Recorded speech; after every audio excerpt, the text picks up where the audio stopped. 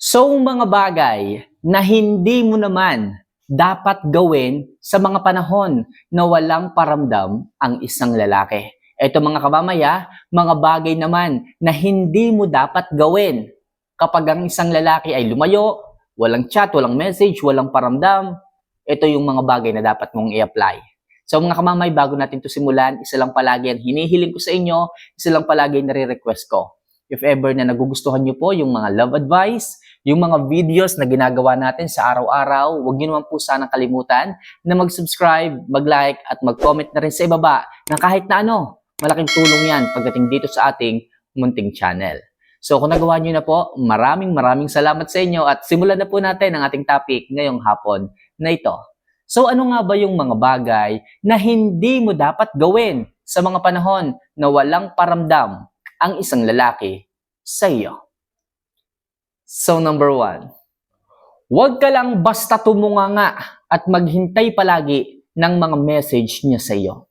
Yes mga kamamay, sa mga panahong hindi nagpaparamdam ang isang lalaki, sa mga panahong hindi ka mini-message, hindi ka kinikibo, hindi man lamang, alam mo yung kahit thumbs up, hindi nagpaparamdam. Talagang as in, zero convo o zero updates ang isang lalaki sa inyo. Kapag kaganyan, huwag na huwag kang maghihintay, huwag na huwag kang magbabantay sa messenger ninyo para lang sa message niya.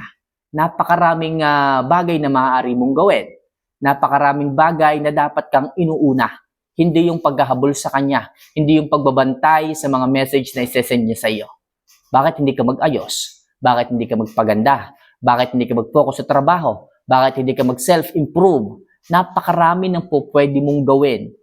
Pero kung ikaw ay yung tipo ng babae na maghihintay, tutunga nga sa message niya maghapon, maghihintay sa kanyang wrong send, sa kanyang wrong send sa iyo, walang mangyayari.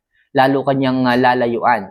Pero kung ikaw ay nag-aayos, mas inuuna mong sarili mo. Sa mga panahong wala siyang paramdam, darating ang panahon, makakarating sa kanyang balita kung ano nang nangyari sa iyo, kung ano nang updated sa iyo, o ano nang update sa iyo, kung maganda ka na ba o losyang ka na ba, nakadepende pa rin sa iyo. Kung ano ang magiging reaksyon, kung babalik ba ang isang lalaki, o maghahanap ng iba, o makikiusap sa iyo, nakadepende sa iyo. Kaya piliin mo kamamay na sa mga panahon na wala siyang paramdam, huwag ka lang palaging tumingin sa cellphone mo, huwag kang maghintay ng message niya sa iyo, imbes mag-self-improve, magpaganda, mag-ayos. Yun ang napakagandang gawin mo pagdating sa inyong sarili.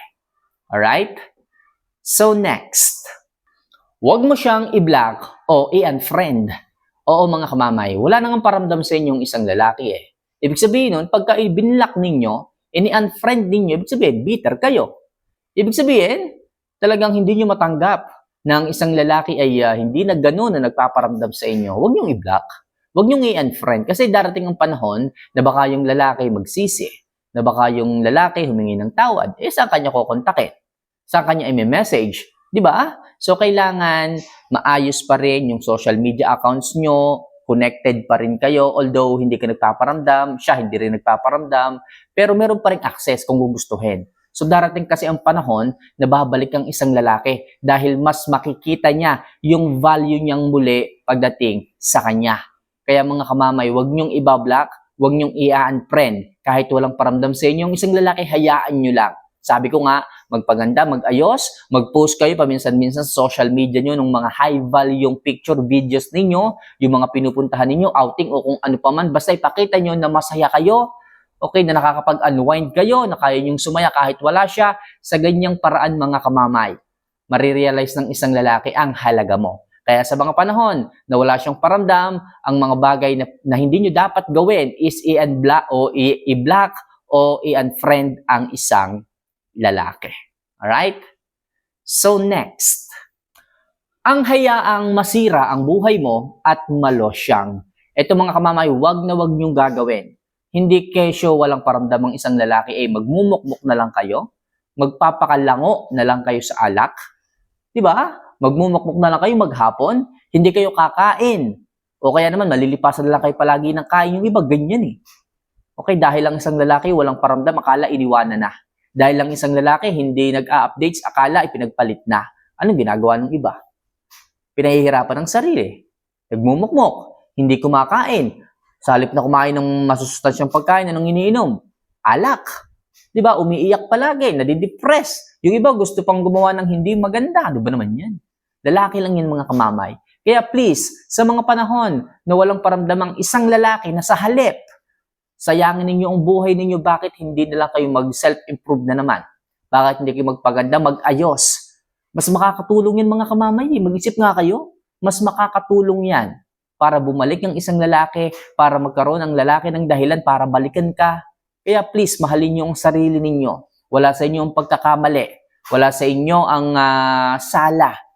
Kaya please, mahalin niyo ang sarili ninyo at darating ang panahon kapag inaayos ninyo ang lahat, kapag nagsa-self-improve kayo, nagpapaganda, nag-aayos, okay, ini-improve ninyo yung status, darating ang panahon, lalaki na ang maghahabol sa inyo, lalaki na ang luluhod sa inyo para makipagbalikan, sigurado ako. Kaya please, huwag niyong sisirain ang inyong buhay, at the same time, huwag niyong hahayaan na malosyang kayo. Yan yung isang bagay na maaari niyong gawin. O yan yung isang bagay na hindi niyo dapat gawin sa mga panahon na walang paramdam ang isang lalaki. Alright? So next, ang madalas na pag-i-stalk o pakikibalita sa kanya. Huwag niyo rin po itong gagawin, mga kamamay. Sa mga panahon na wala siyang paramdam, huwag niyo palagi siyang i-stalkin. Huwag niyo palaging hahanapan ng updates ang isang lalaki. Okay? Kahit hindi niyo man siya tinatanong, ano ba ginagawa mo?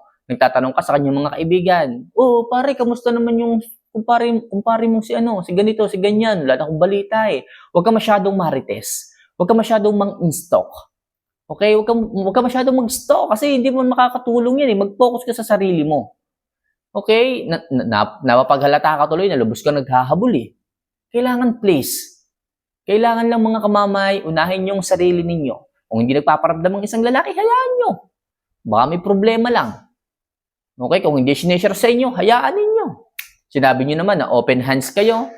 Okay, open arms kayo na handang tumanggap ng problema o handang tumulong kung may problema siya, kaso wala siyang ginagawa eh. O baka naman mamaya may problema siyang kanya na alam mo na, kalokohan o kung ano pa man, hayaan nyo muna. Kaya please, mga kamamay, sa mga panahon na walang paramdam ang isang lalaki, huwag nyo muna siyang i-stalk o huwag muna kayong makibalita. Kasi magugulo lang ang inyong magugulo lang ang inyong isip. Magugulo lang kayo sa pag-iisip, o may stress lang kayo sa pag-iisip sa araw-araw. Imbes na i-stalk, makibalita sa kanya kung ano nang nangyari, mas mag-improve na lang kayo, mas makakatulong pa yan sa inyong sarili. Alright? So next, ang maging maawa ka sa sarili mo. Wag na wag mo itong gagawin, mga kamamay. Yung tipong ang tagal nyo nang hindi nag-uusap, ang tagal nyo nang hindi nag-chat, ang tagal nyo nang hindi nag-video call. Okay? So, yung iba iniisip na bakit hindi na lang kaya akong unang magparamdam? Naawa na kasi ako sa sarili ko eh. Ang tagal ko nang malungkot. Ang tagal ko na naghihintay ng message niya. Ako na kaya magparamdam? Baka kasi inintay lang din niya ako eh. Mga kamamay, kung alam ninyo na wala kayong kasalanan kung bakit lumayo at hindi siya nagparamdam, please, maghintay lang kayo. Kasi pag kayo ang umuna, naku po, sinasabi ko na nasabi ko lagi sa inyo, ang iniisip ng isang lalaki sa inyo, kayo ang naghahabol, kayo ang hindi makatiis. Ang laking kawalan ng isang lalaki sa inyo, yan ang iniisip sa inyo ng isang lalaki. Kaya hanggat maaari, mga kamamay, kung maayos kayo, at siya naman yung gumawa ng no contact rule, siya yung nag-start na lumayo at hindi magparamdam, huwag kayong maaawa sa sarili ninyo. Wala kayong kasalanan.